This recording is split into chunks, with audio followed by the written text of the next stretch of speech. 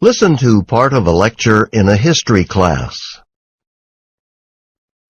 So we've been talking about the printing press, how it changed people's lives, making books more accessible to everyone.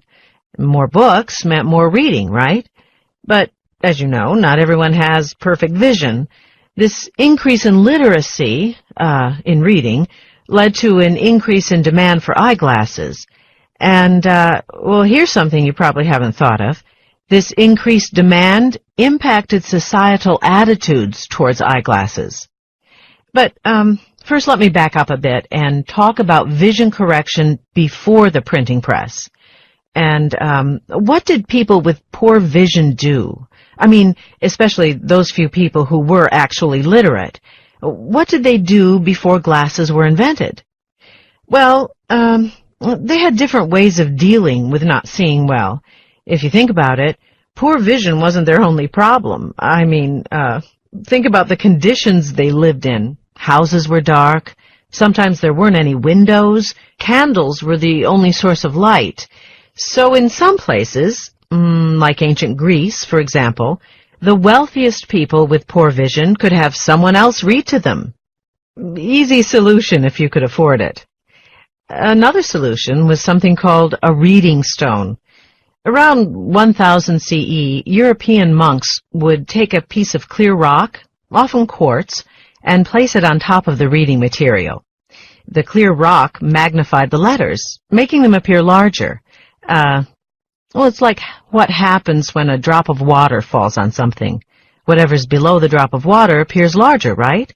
Well, the reading stone works in a similar way. But rocks like quartz, well, quartz of optical quality, weren't cheap. Late in the 13th century, glassmakers in Italy came up with a less expensive alternative. They made reading stones out of clear glass. And these clear glass reading stones evolved into the eyeglasses we know today.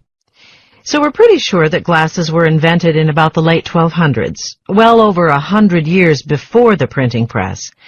But it's not clear who exactly invented them first, or exactly what year, but records show that they were invented in both Europe and China at about the same time.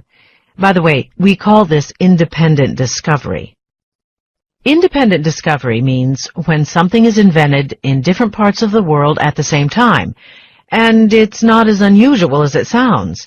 You can look at the timeline charts in the back of your textbook to see when things were invented in different cultures at about the same time, to see what I'm talking about.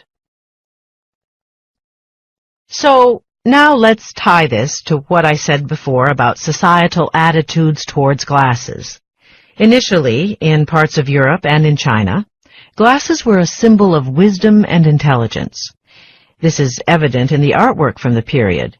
European paintings often portrayed doctors or judges wearing glasses. In China, glasses were very expensive, so in addition to intelligence, they also symbolized affluence, wealth.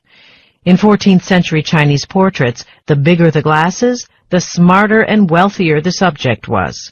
So glasses were a status symbol in some parts of the world. Now let's get back to the invention of the printing press in 1440. What happened? Suddenly books became readily available, and more people wanted to read, so the need, well, actually not only the need, but the demand for more affordable glasses rose drastically. Eventually, inexpensive glasses were produced, and then glasses were available to everyone. People could purchase them easily from a traveling peddler.